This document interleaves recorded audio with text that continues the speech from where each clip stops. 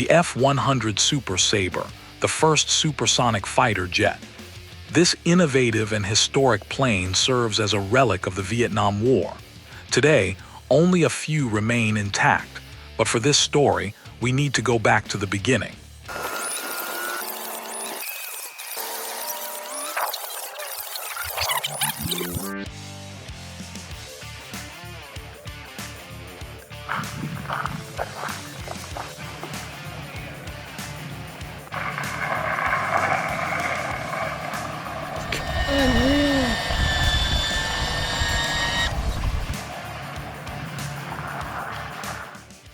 Led us to buying these jets.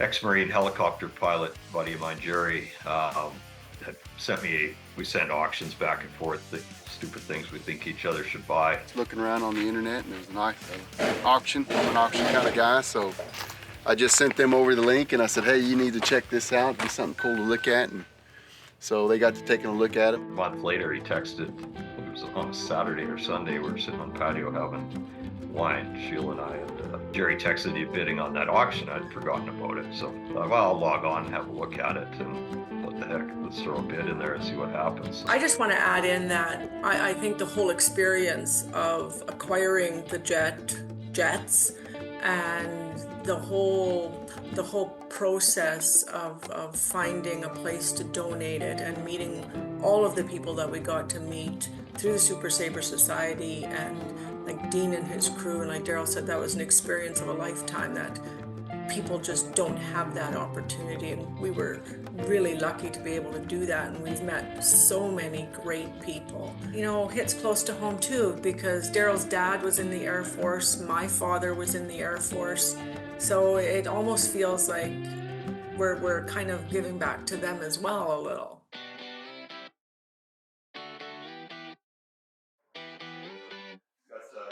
After months of rigorous planning, it was now time to get the show on the road.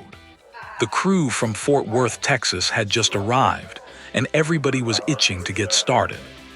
Yeah, so what we like to do is we've got the small list of us kind of get started with the kind of biggest thing is for us, the first issue when we get out there is the safety nose gear. So what we can do to get the nose gear. The jets rested deep in the Mojave Desert at a place known as the Boneyard. First established in 1935 as a modest rural airstrip, the Mojave Boneyard has since become a landmark of innovation. Over the decades, it evolved from serving as the Marine Corps Air Station to hosting the launch of Spaceship One, the first privately funded human spaceflight. Today, the Boneyard stands as a living monument to the history of flight.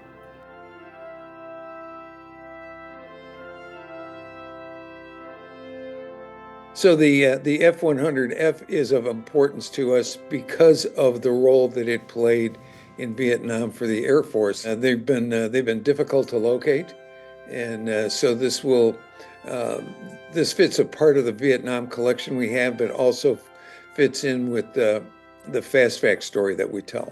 We're lucky to have Laird Lavoie as part of the group here. His father had a long history in the F-100s. And so this is going to be kind of an homage to his father.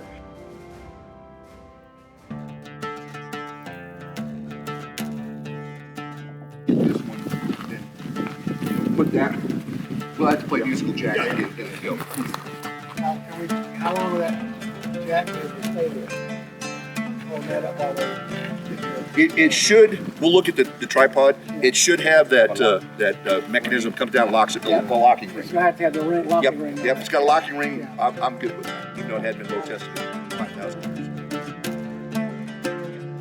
years. So maybe I can lend some expertise to this. I think the guys here are very experienced in all this. The corporate knowledge here is probably pretty big.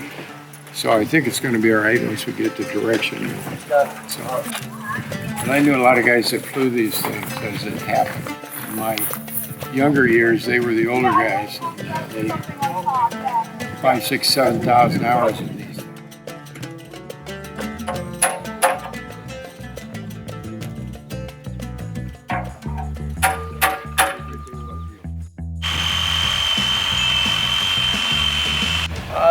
got into this back in back in the 70s, and I've been at 3 different museums. One we closed down, I go to another, and it changed. And then I went to this one, and I've been there at that one for almost 5 years, and I love doing this.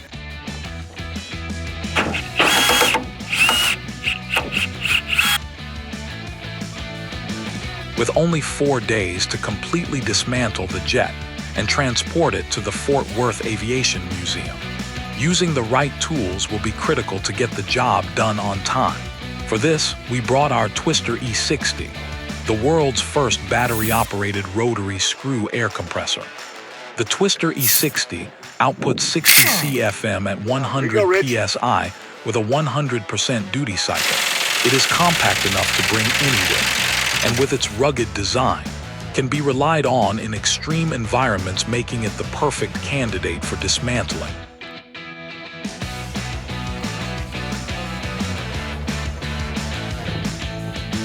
Perhaps the most unusual air tool used in this whole process was the airlift bag. Airlift bags are usually something only seen by emergency responders who need to move massive pieces of debris, with this particular one being capable of lifting 26 tons.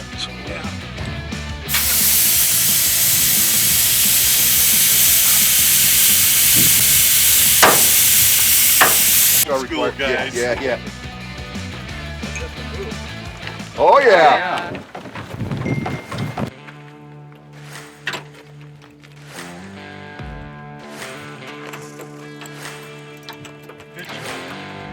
I just have to feel it up inside there. You can feel the end of the bolt, and then I just had to get the socket up in there.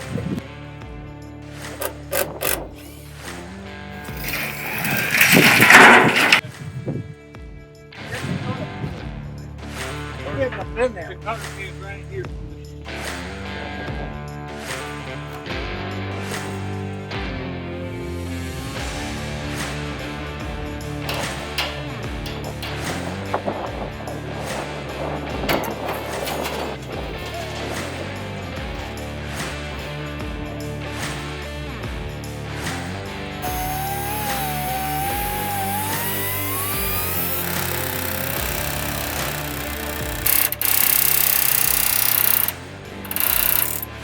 After just the first day, it became clear that dismantling the F100 would be a challenge that demanded patience and teamwork. While there was limited documentation available for disassembling the aircraft, there was no shortage of opinions on how to approach it. Pairing that reality with the long days and the scorching heat of the Mojave Desert, this teardown was shaping up to be an experience that would surely test everyone.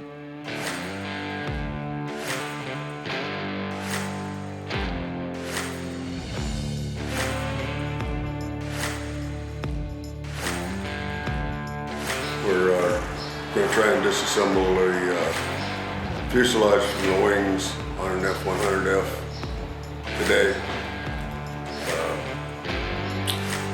Hopefully we'll get panels removed and find the bolts to the wings to disassemble.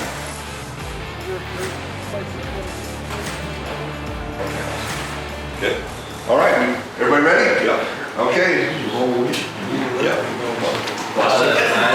Okay, we gotta wait for the king of the operation to arrive, sir. I guess you start off with Daryl's dad. Daryl always had an interest in things mechanical, especially cars. When I was in high school, I joined the Reserve Air Force in my hometown, and was in the reserve for a year and a half, and I got qualified on my trade, which was munitions and weapons tech. Then I went immediately into the regular Air Force for 5 years as a munitions and weapons tech, and worked on B-25 Mitchells and then CF-100 interceptors. All right, guys, can you hold that ladder when somebody goes up? I got it. You a ladder man? I got it. Okay. Today we finished formulating our plan. We had a little bit of a miscommunication between how we were taking the wings off. So we got clarification this morning that we are taking the entire wing assembly off of the airplane. The way this jet is put together, it has 2 outer wings and a center wing box that we can pull as one assembly. All right. Yeah. Hold my beer. Nicely done, gentlemen. As a whole, we've got, the wings have to go up on a cradle, which we brought on this trailer. And then the aircraft's gonna have to go on the trailer, nose up, tail down, because the tail's too high. We can't make under certain bridges because the trailer brings it up so high. And that's kind of basically the way it's gonna sit. And we're gonna have to make some type of cradle for the aircraft itself.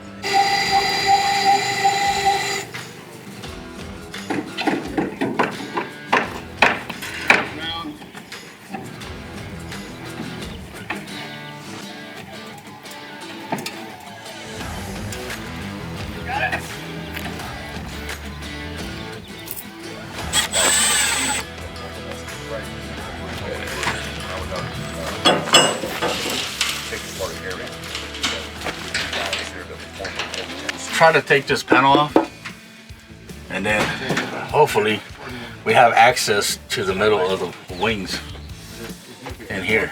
So let's see what happens. Little did anyone know that the wing box was going to prove to be the biggest challenge.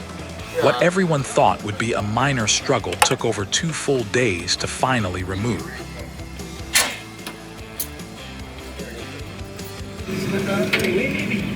I'm on it. I started with the museum probably about 12 years ago. I was in the reserves at the time. Did a couple of museum visits, and I decided to go ahead and volunteer my needs, see where they needed help at the most. I've actually spent, when active duty in reserve, spent 37 and a half years. You have enough So I'm sure we deal with it. They must have something here. Okay, do we have, how many of these Lowe's buckets do we have? 2. Okay, let's swap those out for chairs. As eager as everyone was to remove the wings, there was one important thing we had to consider. Before the wings could come off, the jet had to be emptied of any fuel. Knowing just how much was still in the F100 was a different story.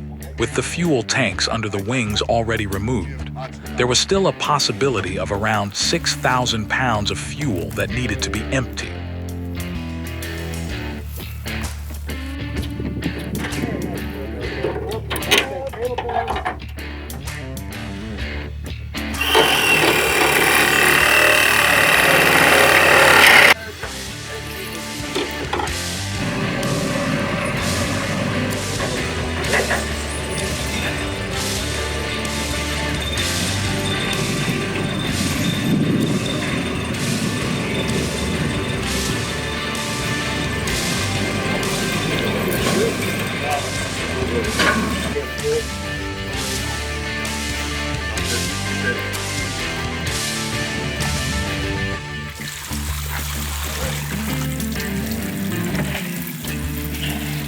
We'll get some people. Get some people over here by the fuel. Yeah. Take the lid off that.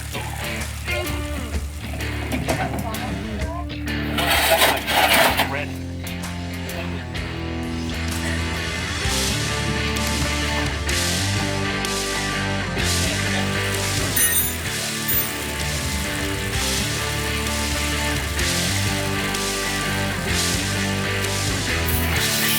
Thankfully, the staff at the boneyard were able to provide us with a vessel to safely store the 40-year-old fuel.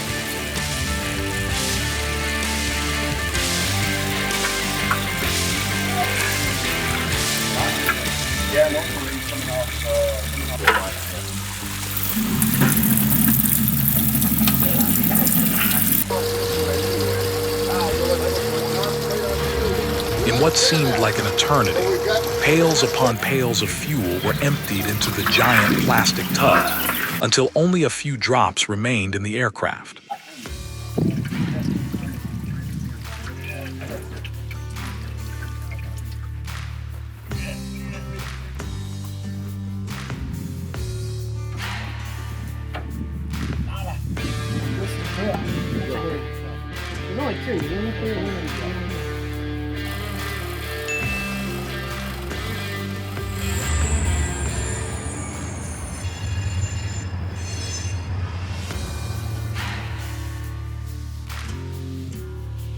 On the third day, fatigue was starting to set in, tensions were starting to mount, and confidence in the entire dismantling process was beginning to waver.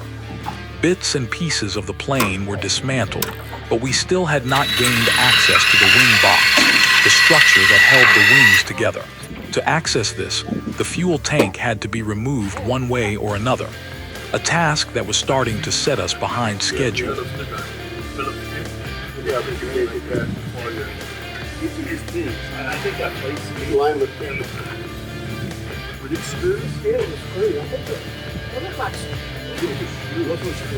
As some of our crew desperately worked on the fuel tank, a few of the Fort Worth staff went a fine dunnage to help prop the jet up when the time came for that.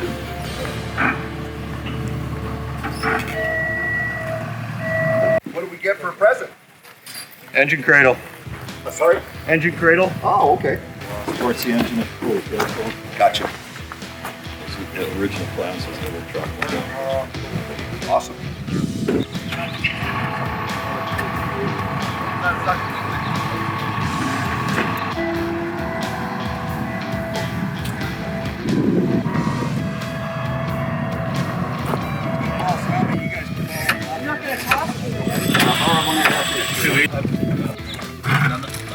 Yeah, the nuts are long.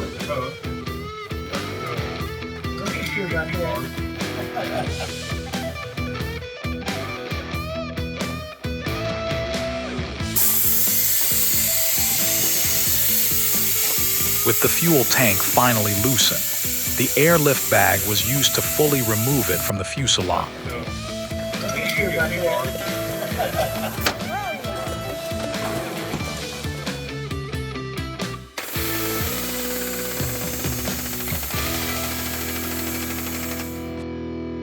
With the fuel tank finally removed, the center wing box could now be accessed. This was the most critical part of the process, as it was the direct connector of the wings to the fuselage. Removing this would evidently be the final step before lifting the fuselage from the wings. With the wings removed, the project was now in the home stretch. Breathing a sigh of relief, we were amazed to see the F100 being carried away. But to put it all together, if I could, I want to first of all thank Sheila and Daryl for saving this aircraft and 417. I mean, they saved it because eventually it would have been salvaged, to be sure. I got up and close to her and was there the whole time. It was about 4 hours. Looking at that cockpit, knowing that my dad sat in both those positions more than once, so that's pretty awesome. And it's just so, as you said, Daryl, it's pristine. I mean, it's a beautiful airplane. You'll never find an F100 in this condition again, I don't believe. But I think if we could have gotten face-to-face Sunday night, and it was amazing how things got better after we had a couple of cocktails, that Daryl, I see him laughing in the background, that I'm serious when I say this. If we could have got together, introduced ourselves there, and just kind of, put it out there for everyone that we all had the same goal, that it was all about the jet. And I just think it was tough having, people kind of showing up and really didn't know each other. And that would have, breaking bread and having a couple of cocktails can fix a lot of things. I agree. What a bit. I mean, we kind of all got thrown into it right on site there. Got it done in the time frame we had, at least. So. And your truck and your compressor at the end game there, of being there to save us from ourselves for the entire group. There was no way we were doing that job without an air impact to get things tore apart. Yeah. You want a compressor that does things right, show them taking a wing bolt out of an airplane. You know, if that doesn't sell it, I don't know what will. I think we can really put some appreciation towards our young work crew, Mandy and Blair. Those kids worked so hard the few days they were there. That worked out well. And with your young backs there, if we hadn't had that, it would have been tough. Both crews, our crew from Airworks and the crew from Fort Worth, really worked well together. Great effort on everyone's part. You know, and my tip of my cap to you, you know, from a personal note, to just donate this to a museum. You know, you've got more than $2.50 in this adventure, and to have this and then realize, you know, there are a number of F100s out there on display, but there's very few F100Fs out there on display. I mean, this is, I guess, our way of giving back a little as well, and I'm just glad it's found its home.